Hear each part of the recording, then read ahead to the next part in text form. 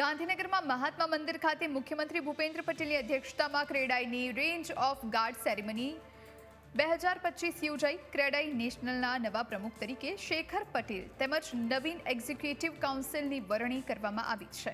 ત્યારે પીએમ મોદીએ ક્રેડાઈ નેશનલની નવી ટીમને શુભેચ્છા સંદેશ પાઠવ્યો છે। સીએમ ભૂપેન્દ્ર પટેલે કહ્યું કે ક્રેડાઈની કલ્પના મુજબ પ્રોજેક્ટ 3 વર્ષમાં પૂર્ણ થાય તે માટે રાજ્ય સરકાર સહયોગ કરવા તત્પર છે। ક્રેડાઈ તેની નવીન નેશનલ કમિટીમાં ભારતના દરેક ભાગમાંથી એક હોદ્દેદારને જવાબદારી આપીને પીએમ મોદીની એક ભારત શ્રેષ્ઠ ભારતની કલ્પના સાકાર કરી રહ્યું છે। વધુમાં સીએમ ભૂપેન્દ્ર પટેલે જણાવ્યું કે પીએમ મોદી અને ગૃહમંત્રી અમિત શાહની જોડીએ ચેન્જ ઓફ ગાર્ડથી કેટલા સ્કેલ અને કેટલી સ્પીડનો વિકાસ થઈ શકે તે દેશ અને દુનિયાને બતાવ્યું છે। માનનીય વડાપ્રધાન શ્રી પણ ઇઝ ઓફ ડુઈંગ બિઝનેસ માટે હર હંમેશ એમની પણ તૈયારી હોય છે અને અમારી પણ તૈયારી છે કે પ્લાન પાસ કરવો પડે કે તમારે જ્યારે કરાવવો હોય ત્યારે કરાવો, એવું કંઈ ગોઠવાઈ જાય તો પછી વાંધો ના આવે ને।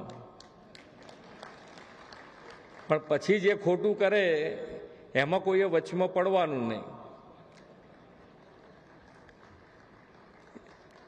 આપણે ઉદ્યોગ જગતને આપ્યું છે કે ભાઈ તમે 3 વર્ષમાં ગમે ત્યારે એને કરાવીને તમારું આગળ તમારી ઇન્ડસ્ટ્રી શરૂ કરી શકો, એવું જ આયોજન આની અંદર કરી શકાય એવું છે।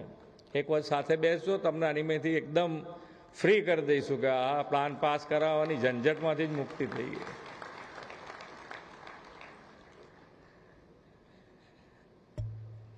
અને ગુજરાત તો હર હંમેશા માટે